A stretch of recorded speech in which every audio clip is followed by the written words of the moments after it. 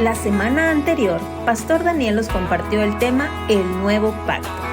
Esta semana iniciamos nueva serie, El Evangelio en los Evangelios, y Pastor Daniel nos comparte el tema Jesús como Rey. El versículo de la semana es, diciendo, ¿dónde está el Rey de los judíos que ha nacido? Porque su estrella hemos visto en el oriente y venimos a adorarle. Pon mucha atención a lo que juntos vamos a aprender.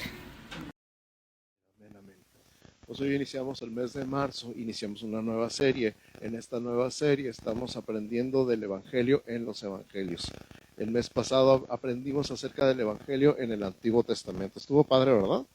Aprender del Evangelio en el Antiguo Testamento. Aprendimos de José, aprendimos de Abraham, aprendimos de la promesa de Jeremías, aprendimos de la primera mención en Génesis 3. Y hoy vamos a cambiar al Nuevo Testamento y esta serie vamos a ver un evangelio cada semana. Hoy vamos a ver Mateo, la semana que entra vamos a ver Marcos, la siguiente Lucas y la siguiente Juan. En cada uno de los evangelios hay un enfoque diferente de quién es Jesús. Jesús, Mateo lo presenta como el rey, y no nada más el rey, sino el rey prometido. En Marcos vamos a aprender a ver a Jesús como siervo, ese rey que tomó forma de hombre, pero no nada más se conformó con tomar forma de hombre, sino tomó forma de siervo y dedicó su ministerio a servir y a dar su vida en rescate por muchos.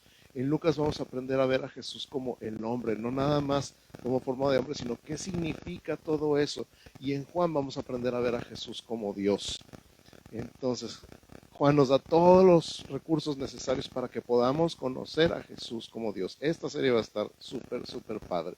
Entonces vamos enfocándonos hoy en Mateo sabiendo esto. Es el mismo Jesús visto desde diferentes puntos de vista. Por ejemplo, Mateo era judío y era un cobrador de impuestos para Roma. Y los judíos lo odiaban porque era un cobrador de impuestos para Roma. Era lo peor que podía ser, el peor traidor, cobrar impuestos para un gobierno extranjero.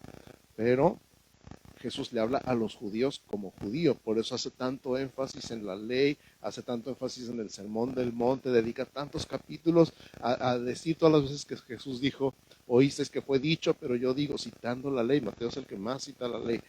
Y también Mateo es el que dice tantas veces, 11 veces, para que se cumpliera lo dicho por el profeta, porque todos los judíos entendían ese lenguaje, el lenguaje de las profecías bíblicas y el lenguaje de la ley. Jesús queda demostrado, y vamos a ver el día de hoy, que es el rey, no nada más el rey porque nosotros decimos que es nuestro rey, sino tiene todo el derecho para ser nuestro rey. Entonces vamos empezando con el versículo de la semana, que es Mateo 2:2, que dice, diciendo, ¿dónde está el rey de los judíos que ha nacido? Porque su estrella hemos visto en el oriente y venimos a adorarle. ¿De quién son esas palabras? ¿Alguien sabe? De los reyes magos, que no eran reyes, nada más eran magos. De los magos de oriente, ¿ok? Los magos de oriente vieron la estrella en el oriente y dijeron, ya nació, porque ellos tenían una promesa de que había nacido, de que nacería un rey y que su nacimiento sería marcado con una estrella. Eso está profetizado en Génesis. Y no es cierto, es en Números, perdón. Y ellos sabían que el nacimiento de la estrella, entonces llevaban regalos para este rey tan especial que su nacimiento sería marcado con una gran estrella que alumbraría en el cielo en ese tiempo en particular.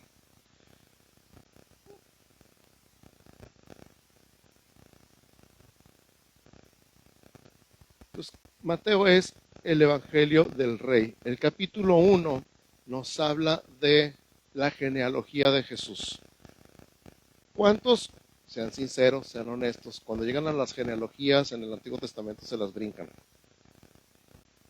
La verdad. Hay un montón de nombres que quién sabe qué y se los brincan, ¿no? Y cuando ven Mateo 1 dicen, ay, otra vez, ya estábamos en el Evangelio, ya estábamos en el Nuevo Testamento. Okay.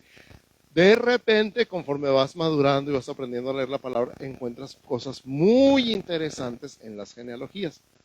Y dices, ay, este es el que dice allá en Reyes. Ay, este es el que dice allá en Crónicas. Ay, este es el que menciona Mateo, precisamente. Y es en las genealogías, y en medio de las genealogías hay frases muy interesantes que si nos brincamos las genealogías, nos las perdemos.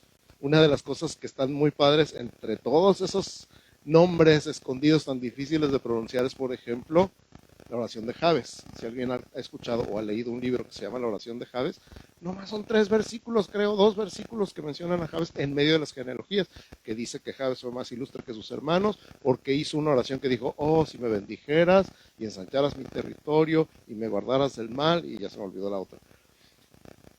Y Dios le concedió lo que pidió. Entonces, sobre eso se escribió un libro completo.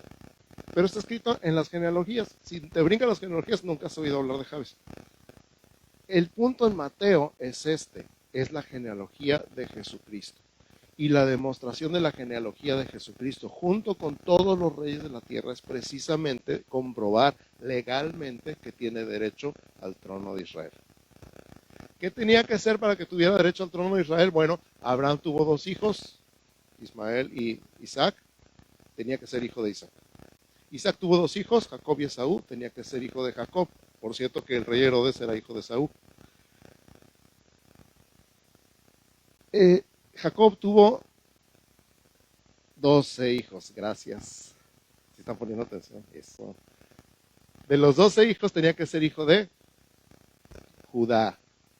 Y de la descendencia de Judá nos brincamos hasta Isaí, que tuvo 8 hijos. Y de los 8 tenía que ser hijo de David. David tuvo un titipuchal de hijos, así muchísimos, un chorro, pero tenía que ser hijo de Salomón, y así sucesivamente. Toda esa genealogía hasta la fecha, cuando alguien tiene que o va a heredar el trono o muere un rey, por ejemplo en Inglaterra, se revisa toda la genealogía otra vez para decir quién es el que sigue en el trono. Y ya lo tienen, obviamente lo tienen preparados de antemano, no dicen: chanfle, ya se murió el rey, ¿y ahora qué hacemos? Hay que ver la genealogía. No, ya está estudiado con mucho tiempo y ya dicen: el que sigue es el que sigue. En el caso del Nuevo Testamento, Mateo está escribiendo el Evangelio comenzando por la genealogía. Y comenzando por la genealogía demuestra legalmente que Jesús tiene derecho al trono de David por su ascendencia. ¿Estamos de acuerdo? Desde el capítulo 1 ya está diciendo el rey Jesús. En el capítulo 2 llegan los magos de Oriente diciendo: ¿dónde está el rey de los judíos que ha nacido? Porque su estrella hemos visto allá en el Oriente y venimos a adorarle. Eso es capítulo 2. Y en el mismo capítulo 2 está diciendo que Herodes se turbó, y junto con Herodes toda la ciudad. Les acabo de decir que Herodes era hijo de Esaú, no de Jacob. Él no debería estar en el trono de los judíos. Él se puso en el trono de los judíos. De hecho no se puso, lo pusieron. ¿Quién lo puso? El gobierno romano. Los romanos pusieron a Herodes en el trono, recién llegaron a Medio Oriente. Y Herodes era tan malo, tan celoso, que cuando llegó al trono, lo primero que hizo fue matar a su esposa y a sus hijos, para que no hubiera descendencia al trono. Después tuvo más hijos, sus hijos gobernaron las diferentes provincias de Judea y etcétera. Pero ese Herodes el Grande que se le conoce, fue el que se turbó cuando escuchó esta palabra de los magos de Oriente. Y este Herodes fue el que, cuando los magos de Oriente no regresaron para decirles si habían encontrado o no habían encontrado al rey de los judíos, mandó matar a todos los niños de 2 años para abajo en Belén. Ya había matado a sus hijos. Pero Dios le había avisado a José y se había llevado José a Jesús, a María y a Jesús a Egipto, para que se cumpliera lo dicho por el profeta. Ahí empieza una de las 11 veces donde dice: para que se cumpliera lo dicho por el profeta. Estaba profetizado que Jesús viviría en Egipto y que de Egipto regresaría a Israel. ¿Estamos de acuerdo? ¿Sí? ¿No? Más o menos. Ok, súper. Es el Evangelio del Rey. Juan el Bautista diciendo: arrepentíos porque el reino de los cielos se ha acercado. ¿Se acuerdan? Está hablando de un reino, no el reino de este mundo, no un reino del mundo nada más, no el reino de Jesús, el hombre, sino el reino de un rey de los cielos. El Evangelio del reino de los cielos. No es nada más un reino humano, no es. De hecho Jesús dijo en Juan, ¿verdad? Lo vamos a ver después: mi reino no es de este mundo. Pero dijo, la predicación del Juan el Bautista era: arrepentíos porque el reino de los cielos se ha acercado. El reino de los cielos es un lugar donde Dios es el rey. Y Jesús dijo exactamente lo mismo. Todas sus parábolas, si se acuerdan, y particularmente en Mateo, diciendo: el reino de los cielos es semejante a. ¿De qué habló Jesús más que de cualquier otra cosa? Del reino de los cielos. ¿Sobre qué enseñaba Jesús en todas sus parábolas? Sobre el reino de los cielos. Su reino es el lugar donde Jesús es el rey. Así que Mateo es el evangelio del rey. Es el evangelio del reino. ¿Estamos bien? Súper. Ese es nuestro punto número 1, es el evangelio del rey, Mateo. Número 2, Jesús no nada más es el rey, sino es el rey prometido. Ahorita que ya dije que 11 veces dice para que se cumpla lo dicho por el profeta. Escucha tres ejemplos. Mateo 4, 12 al 14. Mateo 4, del 12 al 14 dice, cuando Jesús oyó que Juan estaba preso, volvió a Galilea y dejando Nazaret vino y habitó en Capernaum, ciudad marítima en la región de Zabulón y de Neftalí, para que se cumpliese lo dicho por el profeta Isaías. O sea, que iba a habitar en esa región. Esa es la profecía donde dice que el pueblo que habitaba en tinieblas vio gran luz. Y es muy, muy interesante. La región de Galilea es una región muy interesante porque había gente de todas partes del mundo traído por el gobierno para que se mezclaran con la sociedad y trajeran todos sus usos y costumbres a esa región. Así que había de todo. Había de todo. Imagínate una ciudad donde hubiera brujos y chamanes y mediums y hubiera hechicería y hubiera lectura de cartas y de tarot y de café. Algo así como Tijuana de repente, ¿no? Había de todo. Y en ese lugar se plantó Jesús a vivir. Y se cumplió la profecía. El pueblo que habitaba en tinieblas vio gran luz. Los que habitaban en tierra de sombra de muerte, luz resplandeció sobre ellos. En Galilea, Jesús empezó su ministerio. 2. Mateo 21, 4 y 5. Está hablando de la entrada triunfal en Jerusalén. Todo esto aconteció para que se cumpliese lo dicho por el profeta cuando dijo, decida la hija de Sión, he aquí tu rey viene a ti, manso y sentado sobre una asna, sobre un pollino, hijo de animal de carga. Se decía que si un rey llegaba montado en un caballo blanco, llegaba en son de conquista. Si llegaba en un burro, llegaba en son de paz. O sea, desde en qué venía montado se sabía si venía en guerra o venía en paz. Y Jesús llegó a Jerusalén en paz, como el rey de paz que es. Wow. Yo me imagino un Jesús, no, más bien no me imagino un Jesús que llega atropellando. ¿Tú te imaginas? ¿Cómo llegó a tu vida Jesús? ¿Llegó atropellando o llegó con su paz? Arrasando con su amor. Qué padre frase. Digo, a Pablo sí casi lo atropella. Pero Pablo era demasiado terco. Yo me imagino quién se hubiera acercado a predicarle a Pablo en ese momento. Nadie, ¿verdad? Que se acercara a predicarle, al bote iba a dar.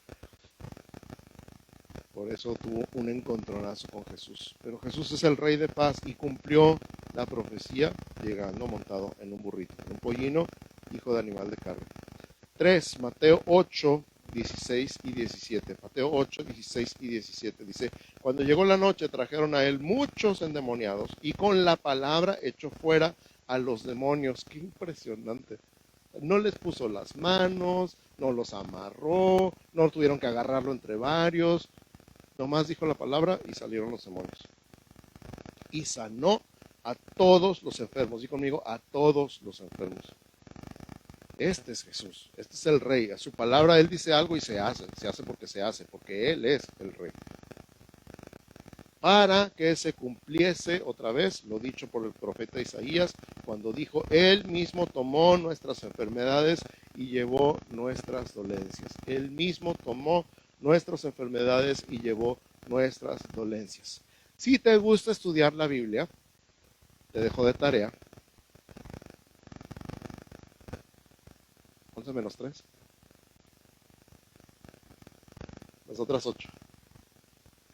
Dejo de tarea las otras 8. Sorry, tengo el cerebro medio frito. Busca las otras 8 donde dice para que se cumpliese lo dicho por el profeta. Para que se cumpliera la escritura. Y vas a ver con lujo de detalles cómo toda la vida de Jesús, su vida, su obra, su pasión, su muerte, su resurrección, estaban todos profetizados con lujo de detalles. Es impresionante.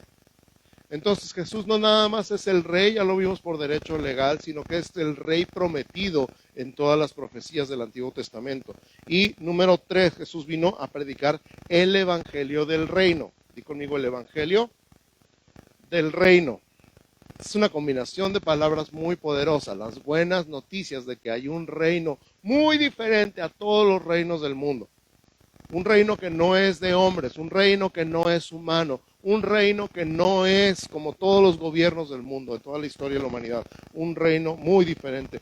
Dice Mateo 4:23, recorrió Jesús toda Galilea, esa región que acabamos de mencionar hace rato, enseñando en las sinagogas de ellos y predicando el evangelio del reino y sanando toda enfermedad y toda dolencia en el pueblo. Este es Jesús y este es su evangelio. ¿Qué es el reino de Dios? Wow, pues lee todo Mateo para que te des una idea. Pero Pablo lo resume en 3 palabras. Romanos 14:17 dice, porque el reino de Dios no es comida ni bebida, sino justicia, paz y gozo en el Espíritu Santo. Haríamos muy bien en aprendernos este versículo. A ver, di conmigo, el reino de Dios no es comida ni bebida, sino justicia, paz y gozo en el Espíritu Santo.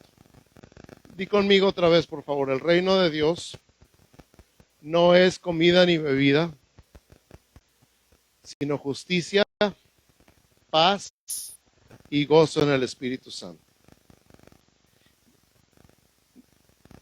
Se me llena la cabeza de ejemplos donde ha habido problemas en la iglesia por la comida o la bebida.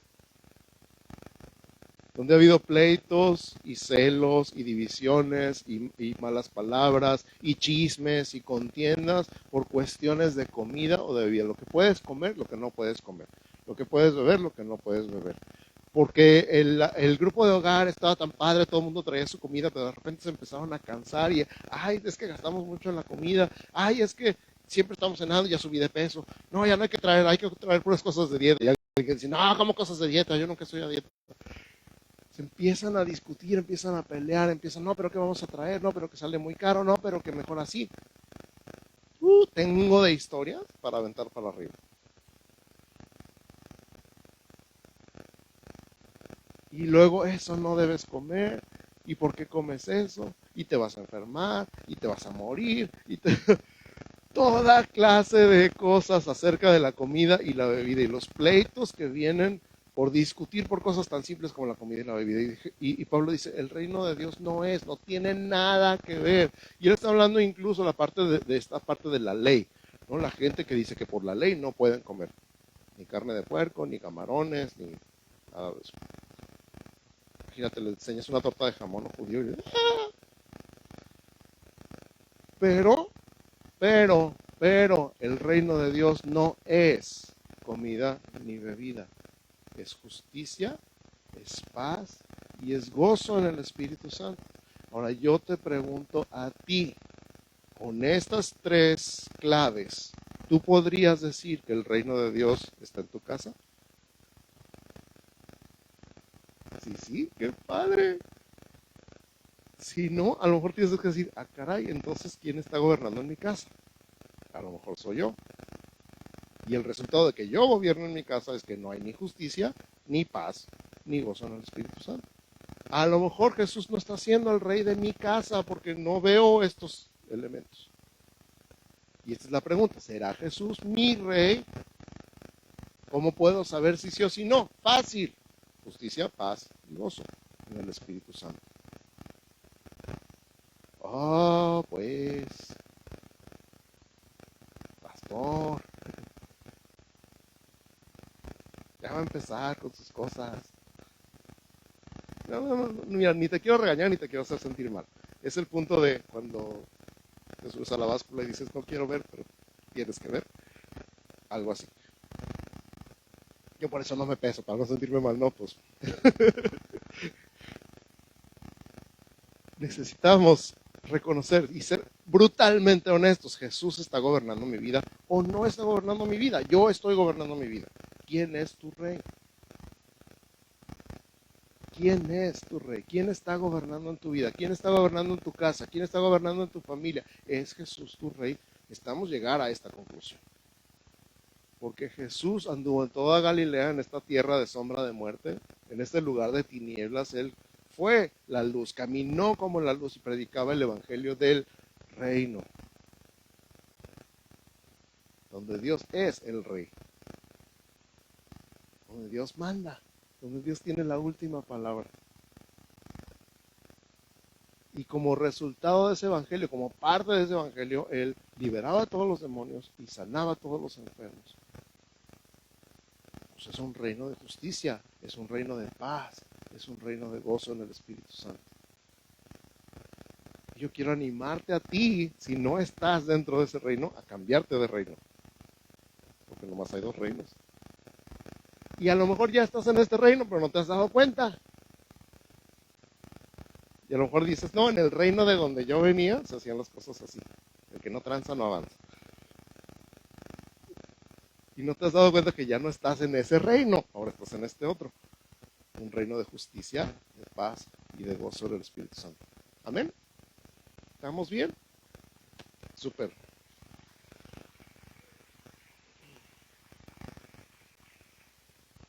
También Mateo es el evangelio de la iglesia. La palabra iglesia o eclesia no está mencionada en todos los evangelios. Curiosamente, nada más está en el evangelio de Mateo. Está relacionado. El evangelio donde Jesús es el rey es el evangelio donde Jesús promete edificar su iglesia. El evangelio donde Jesús se presenta como el rey es el evangelio donde Jesús dice, tú eres Pedro y sobre esta roca yo edificaré mi iglesia y las puertas del Hades no prevalecerán contra ella. ¿Dónde está eso? Mateo 16, 18. Si estás tomando notas, Mateo 16, 18 es importante. Hay tantas cosas ahí. Número 1, la declaración de que Jesús es el Cristo, el Hijo del Dios viviente, es el fundamento de la iglesia. La declaración de que Jesús es el Cristo, el Hijo del Dios viviente, es el fundamento de la iglesia. Número 2, Jesús es el que edifica la iglesia.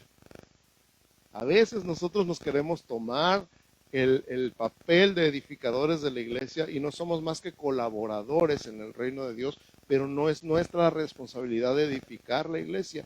Y a nosotros particularmente como pastores y al liderazgo, de repente agarramos una carga que no nos corresponde. Y ustedes también de vez en cuando nos la echan. Pues, pastor, ¿por qué no crece la iglesia? Pues yo que sí. Y lo digo en buena onda. O sea, hacemos lo que Dios nos dijo que hiciéramos y Él se encarga, pero Él es el que edifica la iglesia. Es más probable que le estemos estorbando a que, como dice el dicho, más ayuda que no estorba. Cuando nosotros nos queremos poner en el papel que le corresponde solamente a Jesús. Cuando nosotros decimos, a ver Jesús, tú espérate ahí, yo me encargo. Y Dios dice, bueno, a ver, órale. Pero Él dice, yo voy a edificar mi iglesia. Y número 3 es su iglesia, no la mía.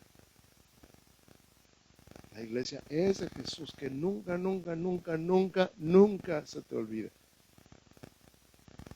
Porque si llegamos a asumir que la iglesia es nuestra, junto con ello viene la mentalidad de que podemos hacer a la iglesia como nosotros queramos. Como es nuestra iglesia, pues hay que hacer esto y hay que hacer lo otro.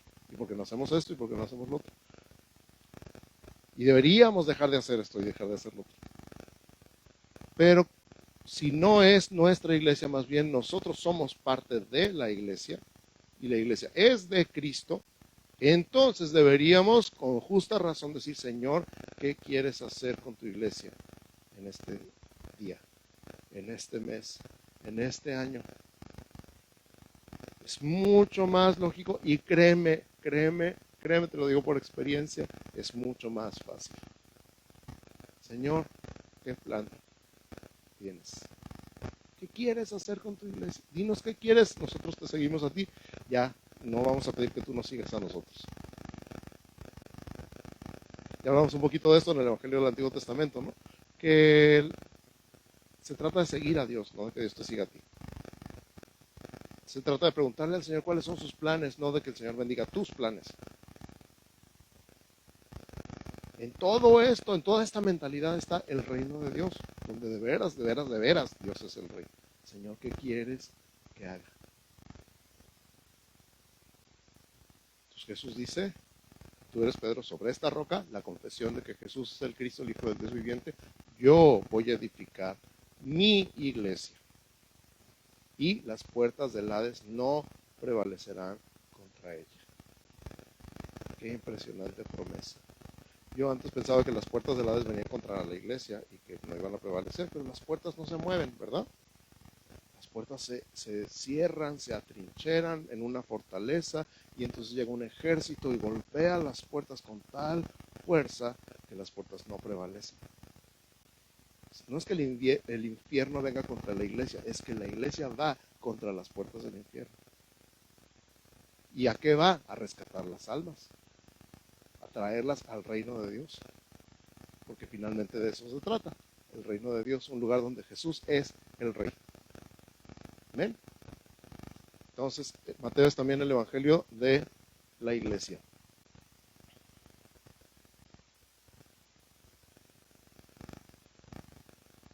La profecía del nacimiento de la iglesia se cumplió el día de Pentecostés, cuando llegó el Espíritu Santo y Él estuvo presente en cada persona.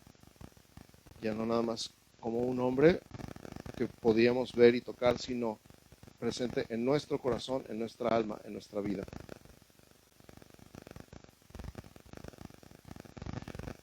El Evangelio de Mateo es el Evangelio del Rey Mesiánico. Todo el libro gira en torno del reinado de Jesús el Mesías. 32 veces Mateo usa la frase el reino de los cielos. 32. El reino de los cielos está aquí y ahora. No es solo una esperanza, no es nada más una promesa, es una realidad actual. Estamos en el reino de los cielos, el reino de los cielos está aquí. Jesús es el Rey. Voy a invitar al equipo de alabanza si me acompañan aquí arriba. Di conmigo, Jesús es el Rey. Es más, di conmigo, Jesús es mi Rey. Su reino es el reino de los cielos, el reino de Dios. Por su genealogía, tiene derecho al trono de David. Por todas las profecías cumplidas, demostró que es el Rey de los cielos. Ok, ahora fíjate lo que dice Apocalipsis. Siempre me encanta irme al final de la historia. Soy fanático de irme al final de la historia. Apocalipsis 19:16 habla de Jesús y dice así: y en su vestidura y en su muslo tiene escrito este nombre: Rey de Reyes y Señor de Señores. Cada vez que decimos que Jesús es el Rey, que Jesús es Rey de Reyes y Señor de Señores, estamos haciendo referencia a esta escritura que hacemos bien en recordar. Por eso el Evangelio del Reino es el Evangelio de buenas noticias, donde Jesús reina, porque donde Jesús reina hay justicia, donde Jesús reina hay paz, donde Jesús reina hay gozo en el Espíritu Santo. La pregunta otra vez es, ¿reina Jesús en tu vida? Y vamos a tomar un momento para asentar estas palabras en nuestra mente y en nuestro corazón. Así que cierra tus ojos, por favor.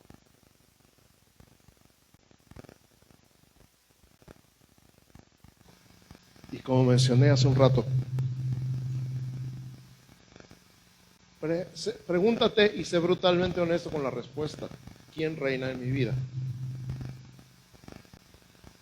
¿La voluntad de quién busco que se haga? ¿Quién reina en mi casa? ¿La voluntad de quién? ¿Los planes de quién? ¿Los sueños de quién? ¿Las estrategias de quién se llevan a cabo en mi casa?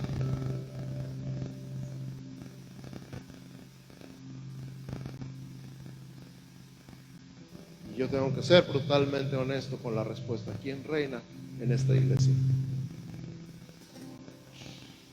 ¿La voluntad de quién? ¿Los sueños de quién? ¿Los anhelos de quién? ¿Los planes de quién? ¿Las estrategias de quién se llevan a cabo en este lugar? con estas ovejas.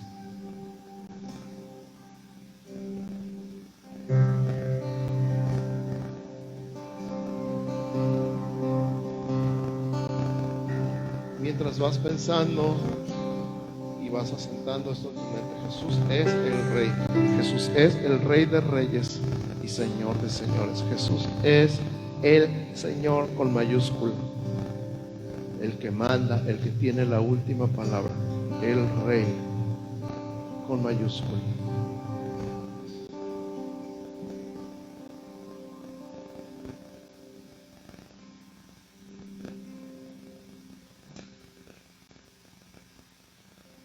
Yo te sugeriría abdicar al trono, quitarte del trono y decir: por favor, Jesús, siéntate en el trono de mi corazón. Tú podrías tener a Jesús en tu vida como invitado y tú estar en el trono. Ay, tengo a Jesús, qué padre, qué emoción, qué bonito. Hasta usarlo como amuleto. Para que Él haga tu voluntad. Buena suerte con eso. Pero si tú quieres decirle a Jesús: Jesús, yo me quito del trono de mi vida y te pido que te pongas en el trono, que gobiernes y que mandes y que tengas la última palabra, que sean tus planes, que sean tus sueños, que sean tus estrategias, que se haga lo que tú dices aquí, porque yo sé que cuando tú reinas en mi vida hay paz, hay justicia y hay gozo en el Espíritu Santo. Entonces, como tú quieras, ven enfrente, ponte de rodillas, ponte de pie, lo que tú quieras, como tú sientas, pero haz algo que demuestre esa decisión. Como tú quieras, ponte de pie, ponte de rodillas, pasa al frente, lo que tú quieras, pero de alguna manera de sí, Señor, reina en mi vida. Ya no mis planes, ya no mis sueños, ya no mis metas, ya no mis anhelos, ya no mis estrategias. Renuncio a manipular, renuncio a obligar con palabras o con actitudes o con acciones. Renuncio al trono y te entrego el trono de mi corazón, de mi vida, de mi casa, de mi familia, y te entregamos el trono de esta iglesia otra vez. Y otra vez vuelve a reinar y otra vez vuelve a hacer tu voluntad perfecta.